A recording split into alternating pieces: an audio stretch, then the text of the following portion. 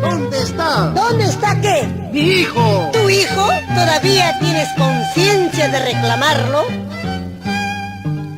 Ya nada siento por tu cariño, aquel amor grande pronto se extingue. Ya nada siento por tu cariño, aquel amor grande pronto se extingue. Cuando te marchaste sin darme razones, pensé que moría por tu cariño. En mis noches tristes clamaba al cielo que vuelvas conmigo, amado mío. Cuando te quise, aún lo recuerdo, eras mi cariño, eras mi vida. Cuando te quise, aún lo recuerdo, eras mi ensueño, eras mi vida. Tan ciega estaba, no quise escuchar los sabios consejos de una madre.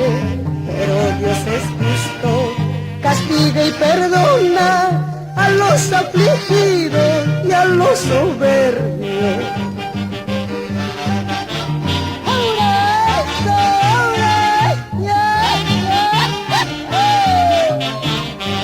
Para los padres que no tienen conciencia, que sin alma dejan los hijos. Si tienes aún conciencia, no niegues lo que has dejado. Que crece sin tu presencia, paso no con mi cariño. Si un día quisieras verlo, no dudes ningún instante. Es tu retrato andante, la razón de mi existencia.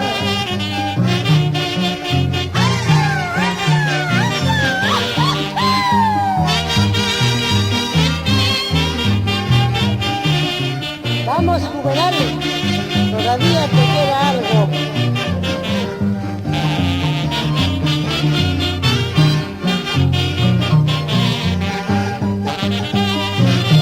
Cuando estés pensando en alguien, piensa en tu hijo antes que en nadie.